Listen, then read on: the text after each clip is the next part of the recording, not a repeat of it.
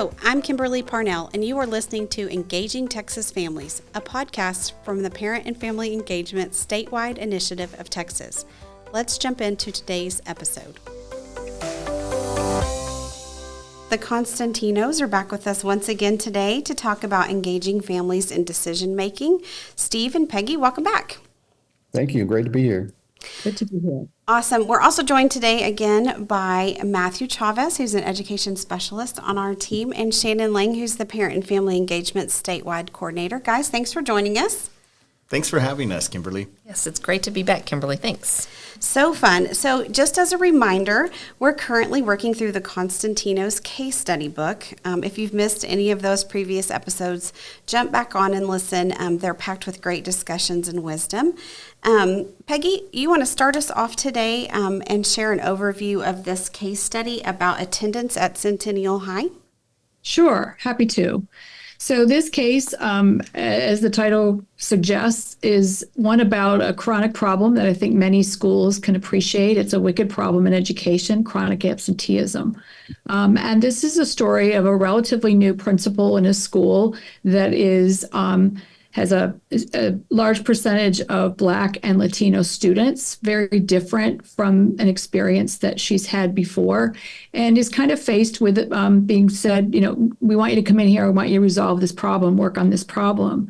And her response, and that of a very selective and unique group of advisory folks, is to pretty much just go into the consequence mode. And so the response to this issue of chronic absenteeism in the school is to just tighten all the consequences for students, which ultimately leads to consequences for families. Things like quicker work to truancy, restrictions for activities for not attending school, reentry interviews with families, really putting on this extra burden.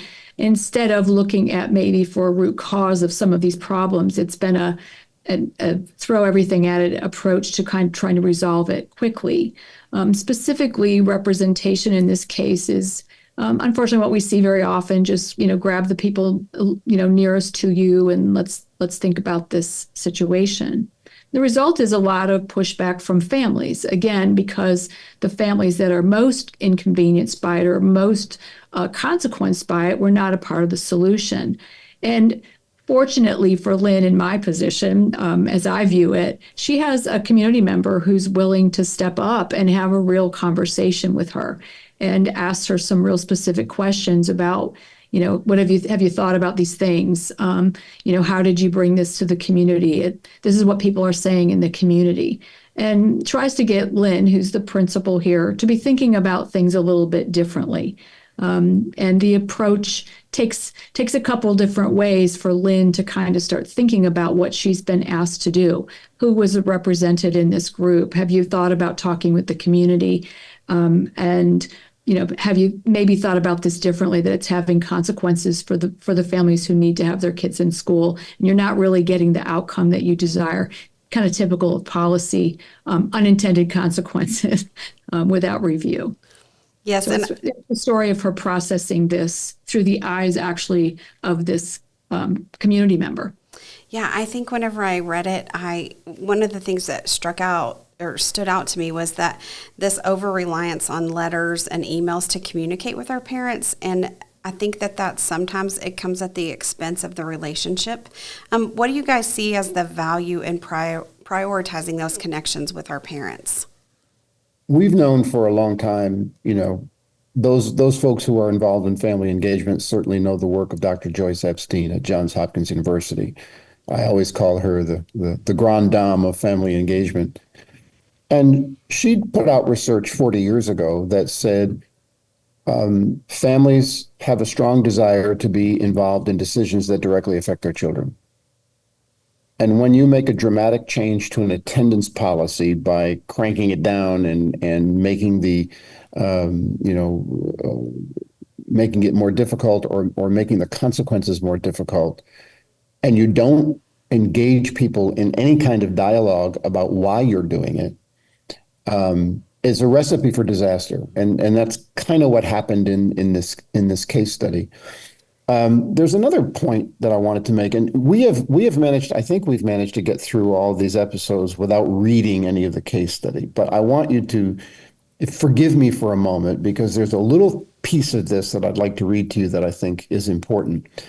The community member has come into the office of the principal, and she's having a conversation with the principal about this new attendance policy, which has basically blown up in the community. And the principal says, there cannot be a family in this community that doesn't know that we have this problem. And here's what the community member said. I think you're making a big assumption.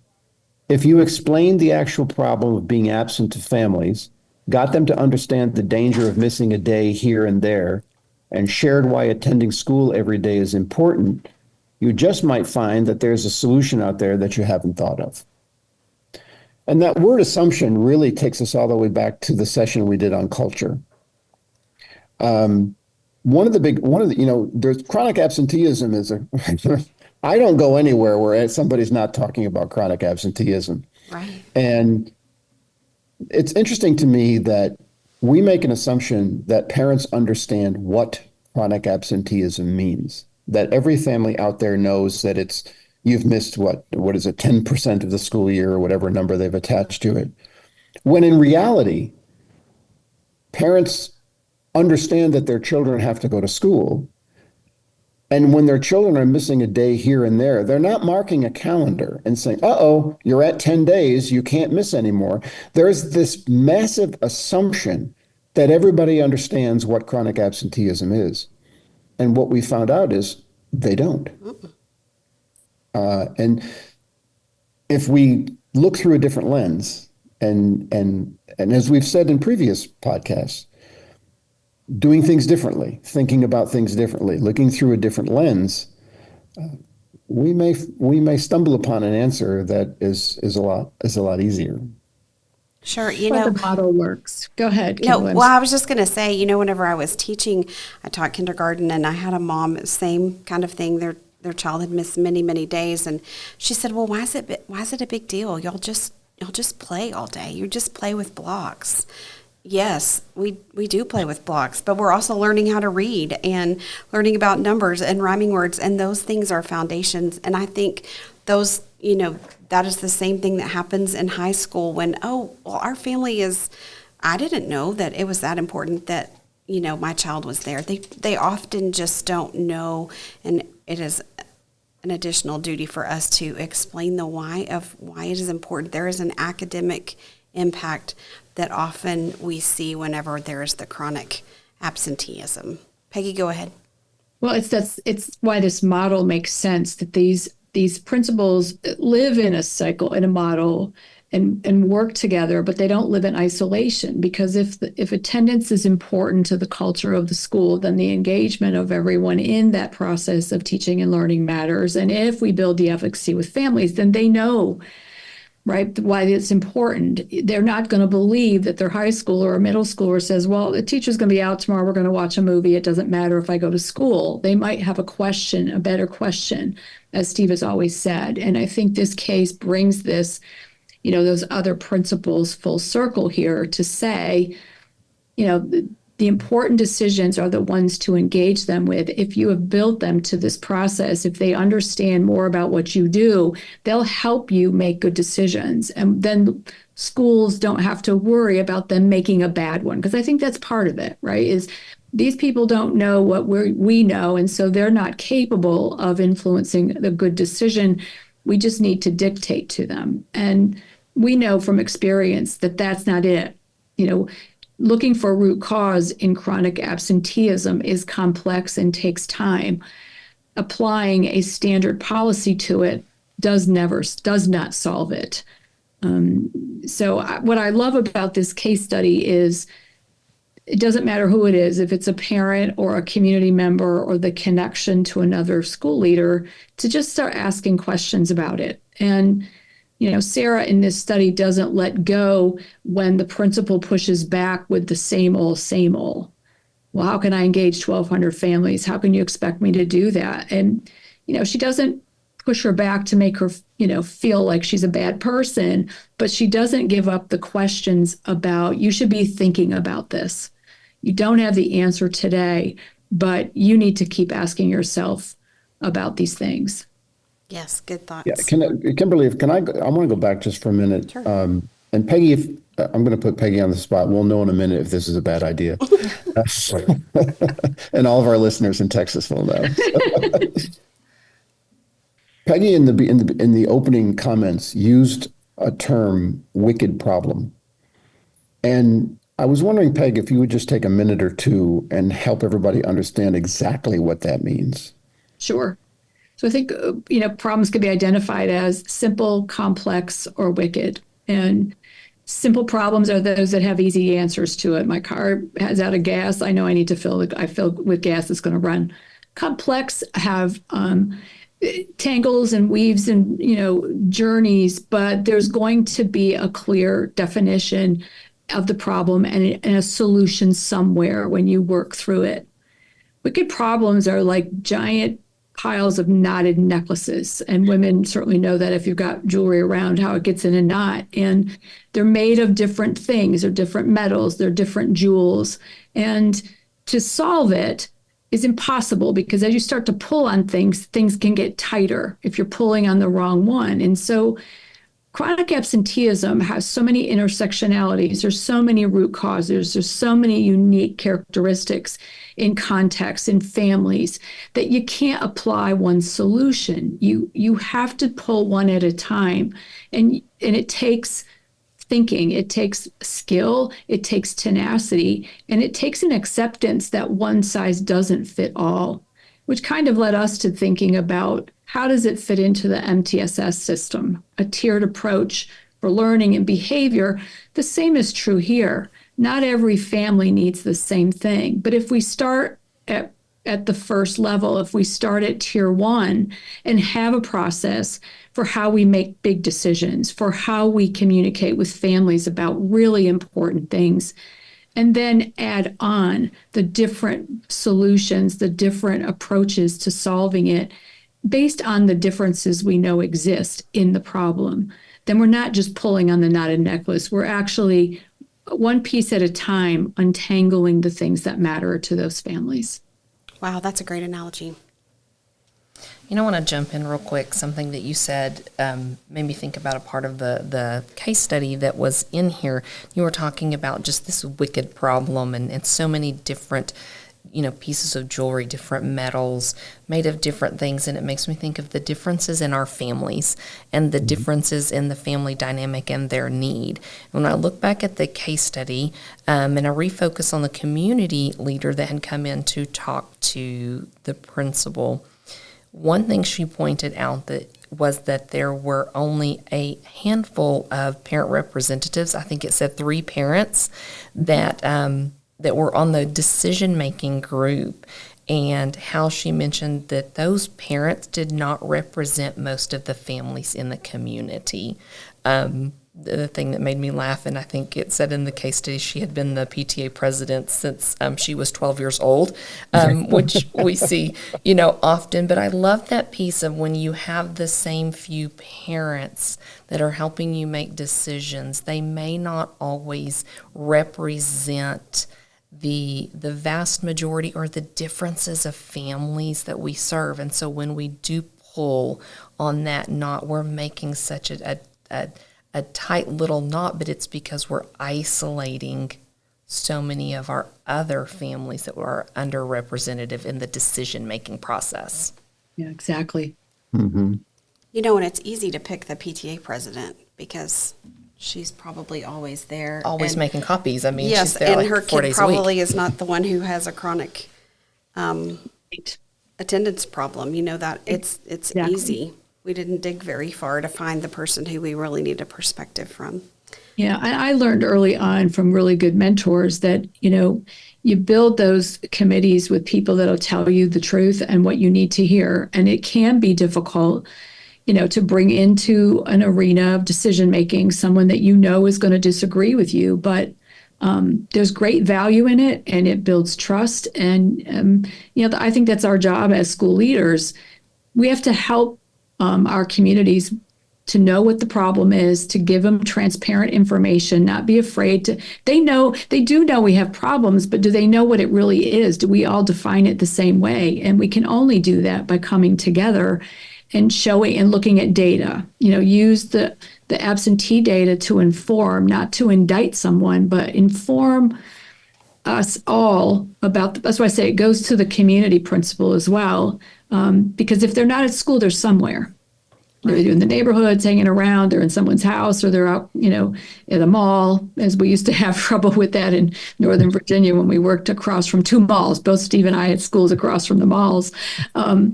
So, that's a challenge for leadership. I always say leaders either fail to identify the problem as wicked, or they identify a problem as wicked and give up on it. And you can't. You just have to have the tenacity and resilience to know that you won't necessarily get to a final outcome, but it can do a lot to mitigate the problem and make a big difference for students and families in your community. Yes, absolutely. Yeah, and the case study book itself doesn't go into the detail that Engage Every Family does on this subject of decision making, but Shannon's point about, parent representatives on school decision making councils. It's a pretty common way to do things, and often when you're making big decisions, and what are big decisions? Well, attendance policies. You're going to change the grading scale. You're going to change a discipline policy. You're going to change a bus route. Those are decisions that we don't want to make in isolation. I hear from educators sometimes, well, are you telling us that we need to involve parents in every decision we make? No. No, that would be impossible. But if we're making big decisions that are going to affect large numbers of students and families, we need their voice to be heard. And while they might physically not be able to be on the council, we have to have a mechanism in place so that their voices are heard and that they know we want to hear them and whatever they have to say. Really quickly, about a year or so ago, maybe more, a school system was wrestling with, I want to say it was a change in tardy policy, I think it was. It was kids tardy to school or tardy to class. I remember what it was. And they had a council and they had 4 or 5 parents on there, and they decided that they needed to reach out. And they did so in 2 different ways. The first thing they did was have a series of focus group meetings in neighborhoods where they got somebody to put on a pot of coffee and they invited any parent who lived within walking distance to come and talk to them about this issue. The second thing that they did, which I thought was really creative, was they used a QR code and they passed that out to everybody with with a cell phone, which is, wait for it, everybody, and said, hey, snap this QR code. And when they did, they said, we're thinking about doing this. Here are some solutions. What do you think of them? And do you have any other ideas? And click send.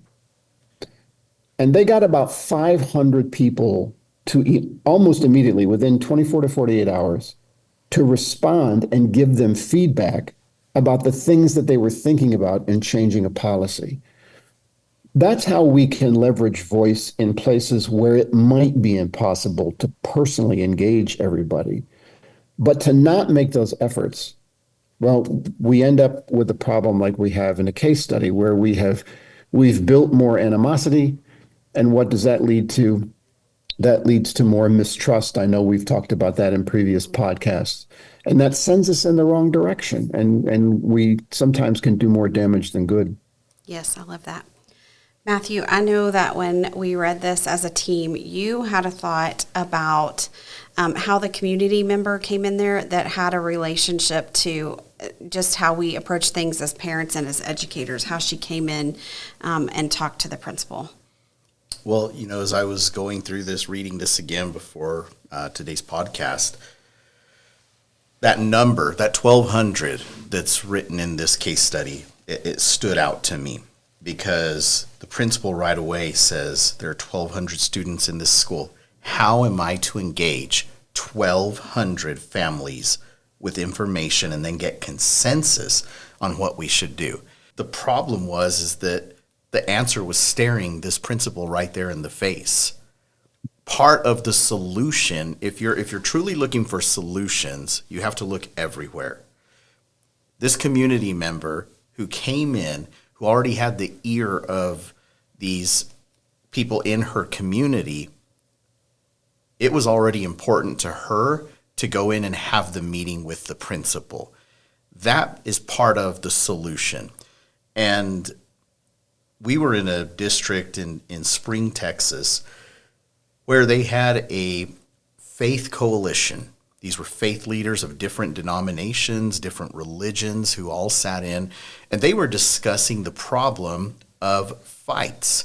The school year had begun. They were about 6-8 weeks into the school year. The fights were relentless. They could not get them to stop. And this fight spurred on this other fight, which spurred on another fight. And it was just this constant wicked problem, as Peggy described. And as they were having this meeting, the superintendent said, "I'm out of ideas. We've tried different things, and it's to no avail." The faith leaders were the ones that said, this is not a school problem. This is something we should be taking on. And they developed a consensus there. We're going to reach out to our denominations. But beyond that, we're going to go out into the communities in which our churches sit, and we're going to work with them, with the people in the community, and get some ideas. Hey, talk to us. What's going on? What have you heard? And start to put together some of those puzzle pieces so that we can come back together to help you, not to solve the problem, but to help you, provide you more information, provide you more background.